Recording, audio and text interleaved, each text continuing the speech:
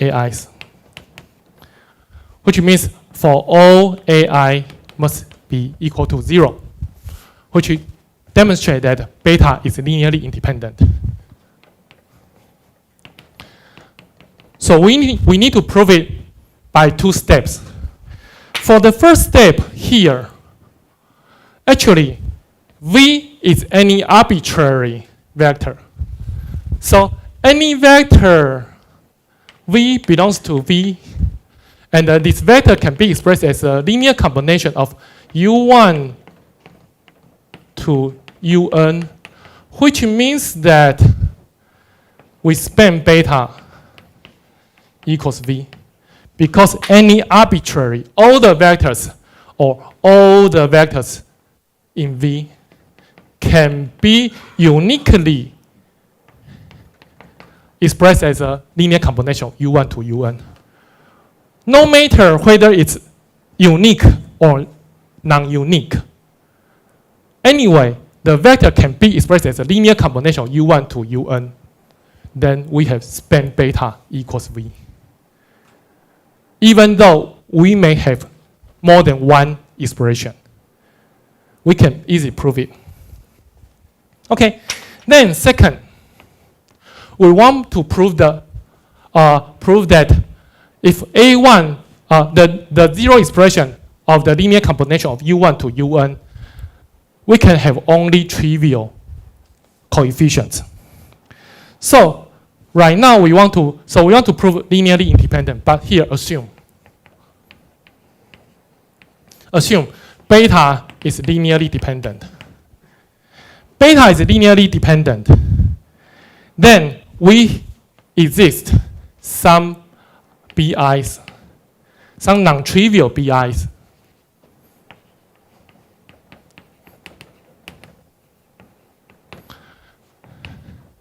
Such that B1 U1 plus B2 U2 plus etc. plus Bn Un equals 0.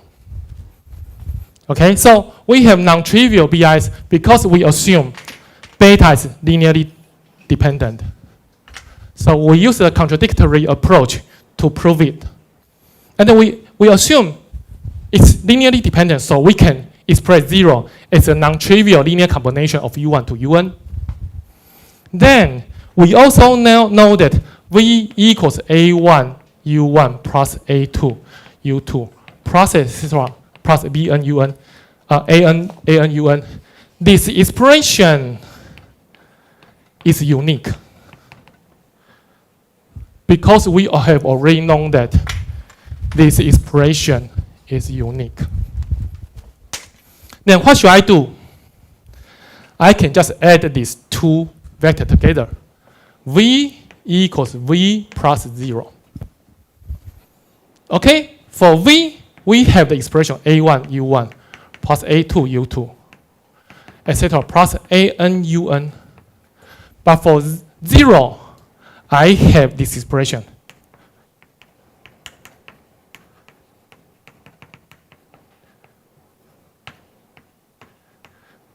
Okay, then what do I have? I have A1 plus B1 U1 plus A2 plus B2 times U2, etc. plus An plus Bn times UN. Okay, so I can have this result. But V is uniquely expressed as A1 U1 plus A2 U2 plus An UN. This expression is unique. Then what do I have? It forces us that A1 plus B1 equals A1 because uniqueness. A2 plus B2 equals A2, etc. An plus Bn equals An. And what do I have? I have only B1 equals 0, B2 equals 0, etc. Bn equals 0. Then we have trivial BIs. We have trivial BIs. And then this conclusion violates our assumption beta is linearly dependent, that it exists non-trivial BIs such that the linear combination of of U1 to UN to form zero vector, the coefficient should be non-trivial. So it violates this assumption. So then we know this assumption is wrong. And then we can prove that beta is linearly independent. So one, span beta equals V. Second, beta is linearly independent. Then we can conclude that beta is a basis of a vector space V. So from this theory, it says that it tells us that any vector expressed, any vector in this vector space, and it can only uniquely express as a linear combination of the vectors in basis. So that's what we have known from this theorem. Okay, so this is theorem 1.8. Theorem 1.8. And next, theorem 1.9. Theorem 1.9 says that if a vector space V is generated by a finite set S, then some subset of S is a basis for V. Hence, V has finite basis. Okay, so what does theorem 1.9 tells us?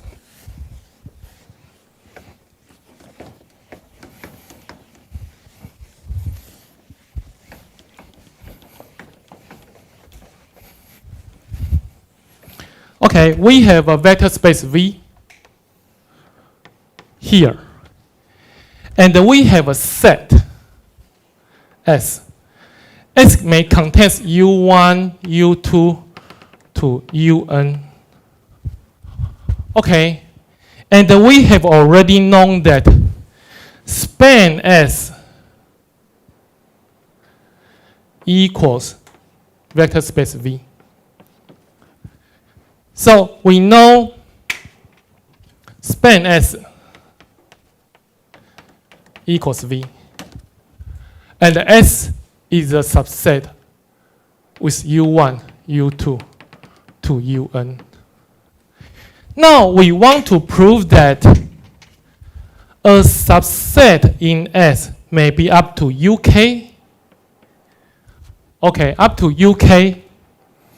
And this a subset U1, U2 to UK in S forms a basis of V. We want to prove this. We want to prove this. Okay, so what are we going to do? Right now, we want to divide the proof by several steps. And for the first step, if S is empty set, or S is a zero vector, and because for the first step, if we assume S is empty set, or S is a zero vector set, then we know span S equals zero vector space. So right now we know because either S is empty or S is zero vector set, it's a spanning set. But we know that empty set is a subset of empty set. Empty set is also a subset of zero vector set. So empty set is linearly, and also the empty set is linearly independent. So we can say that empty set is a subset of S, and that is a basis of V because span empty set equals the vector space, zero vector space. And also, empty set is linearly independent. So it meets the two requirements. It can span this vector space. It is linearly independent. And the empty set is a subset of zero vectors.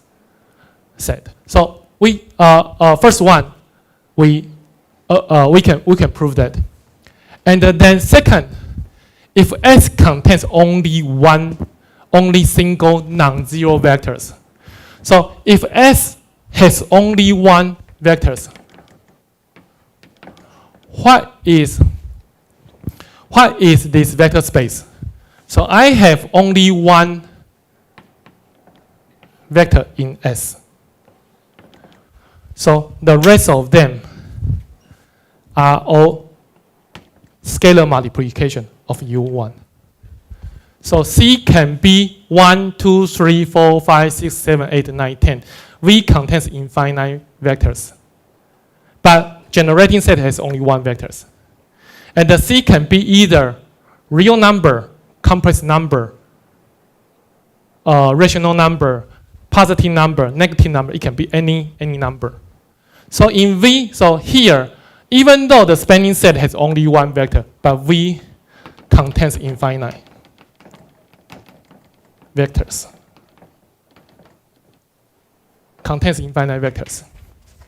Okay, so here, if S contains only one non-zero vectors, U1, and because for single vectors set, it is linearly independent because only when the scalar equals 0, then the linear combination of U1 cannot be 0. So 0 can be only expressed as 0 times U1 with trivial expression. So U1 is a subset of S because S equals U1. And the U1 is a basis of V. So second, we have one vectors. And the next, we have more than one, like this case. Okay, if we have more than one vectors, so if S contains more than one non-zero vector, say S equals U1 to UN, and N is a finite number. And also we know that because S is a generating set, so V equals span S, then we have to discuss two cases. First, if S is linearly independent, or second, if S is linearly dependent. So for the first case, A, S is linearly independent, then we can automatically say that S is a basis. And S is a subset of itself. Because first, S span vector space V, and second, S is linearly independent. So for case A, we can get the result automatically. Second, if S is linearly dependent, so for case B, because vectors in S are linearly dependent, and the span S equals V, so then we can find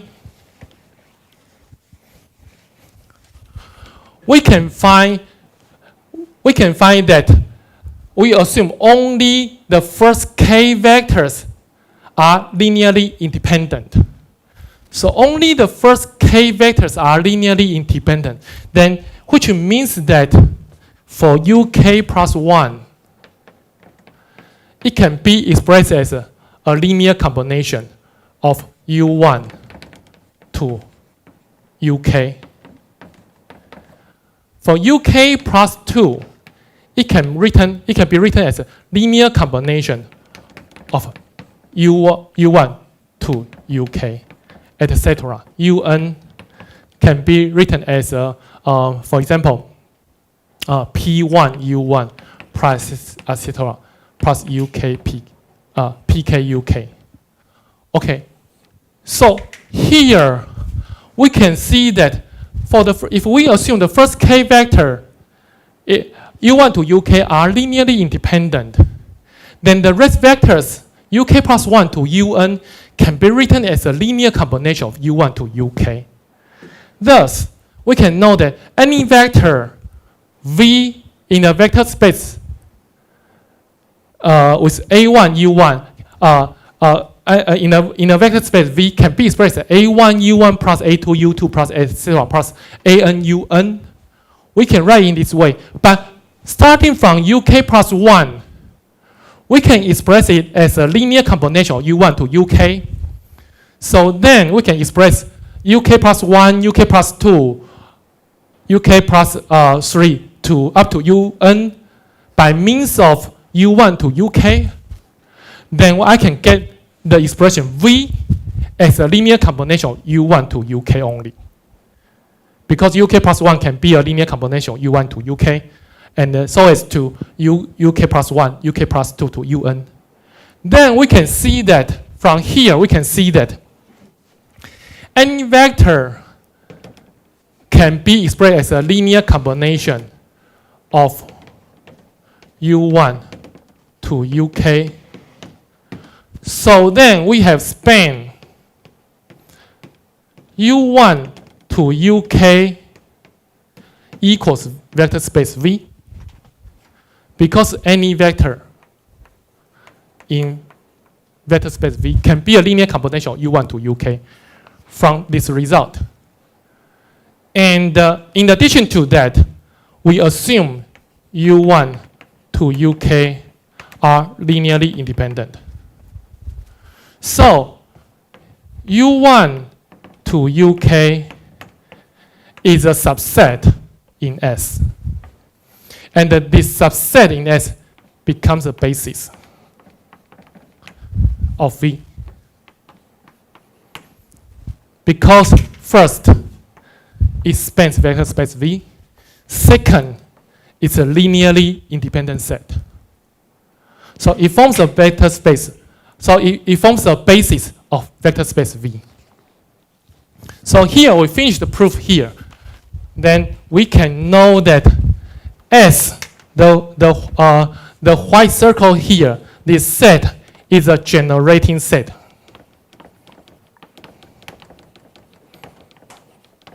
But it's not a basis, because it may contain some linearly dependent vectors in this vector set. But for U1 to UK, it forms a basis, which is a subset of S. So then we can find a basis from any generating set. Because if the generating set itself is linearly dependent, then this is a basis. But if the generating set is not linearly independent, then we can begin to eliminate those vectors that are linearly dependent of others. Then finally, we can find a set of vectors. They are linearly independent to each other, and also they can generate this vector space. Okay, so that is the theorem 1.9 says. So right now, we are going to give an example. So right now, I have 5 vectors here. 2 minus 5, 8 minus 12, 20. 1, 0 minus 2, 0, 2 minus 1, 7, 2, 0. So we have 5 vectors here.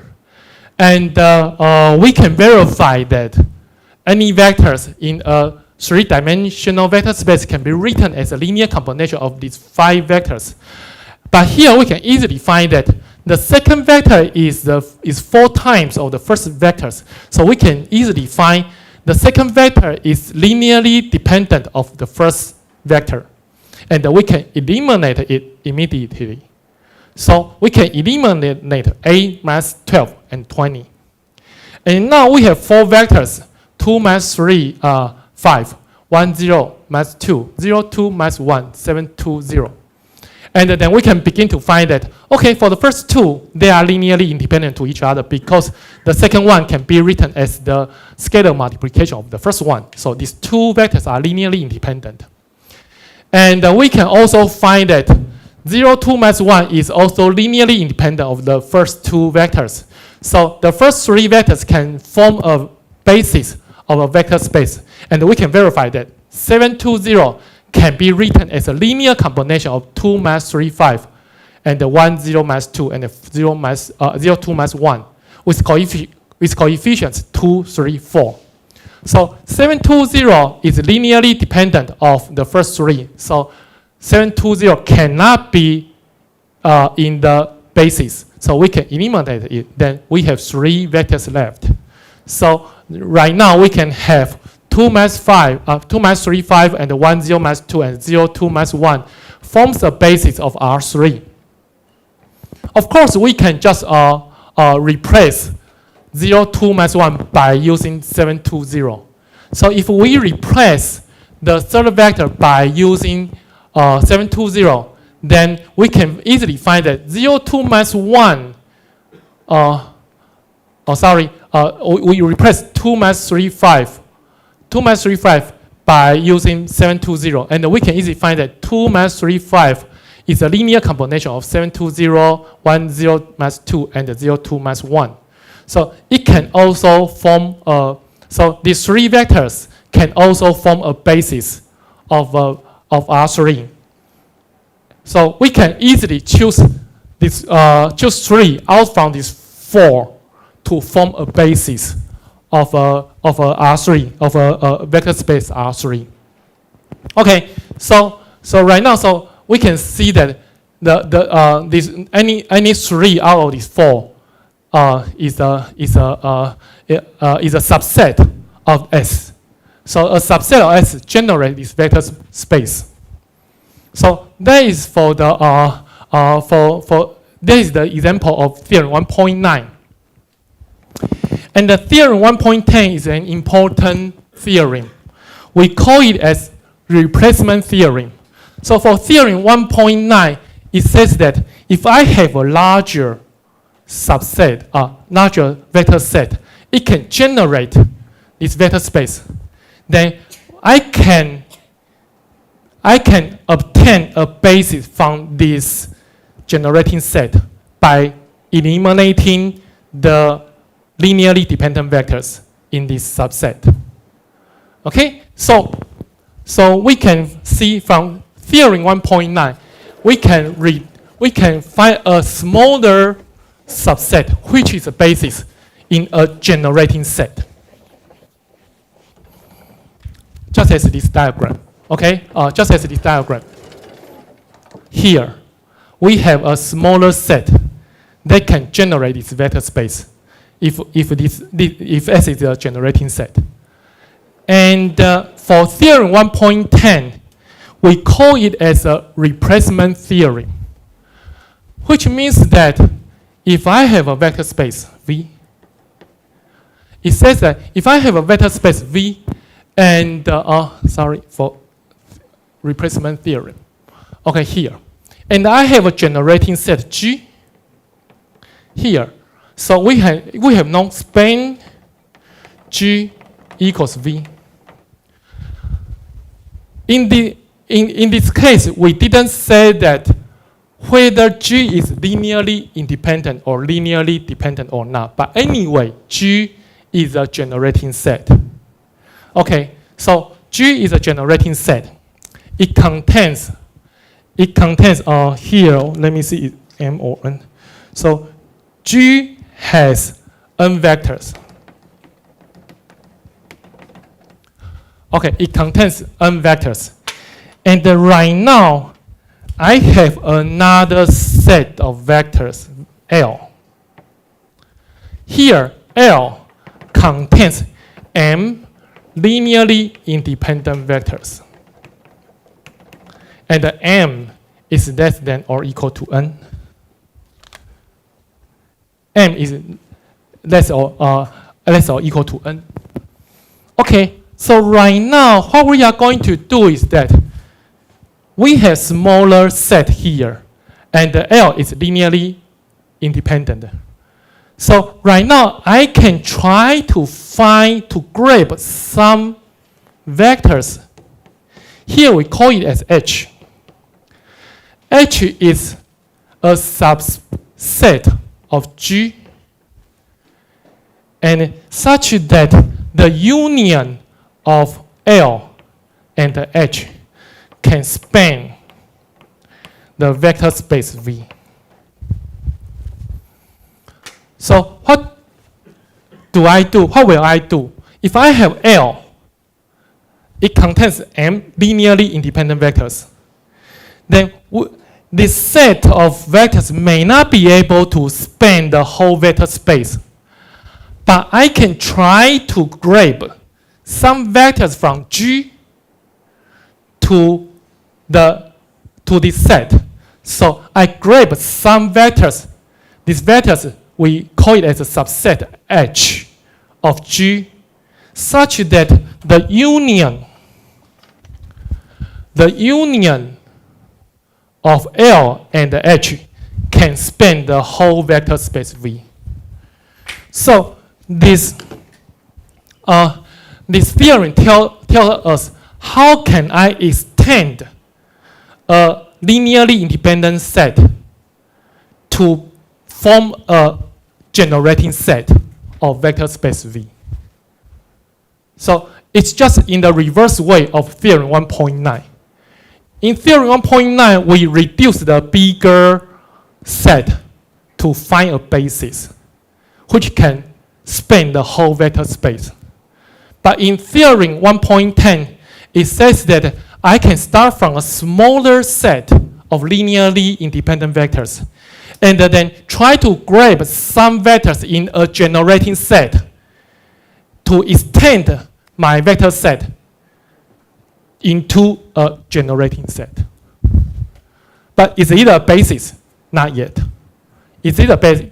Is it a basis? Not yet. Maybe L, the union of L and H, it may be linearly dependent. In the theory, we do not discuss whether it's linearly dependent or not. But we can, for sure, we know that the union of L and H, and we steal some vectors from G, and it can help me to form a generating set. So this one becomes a generating set.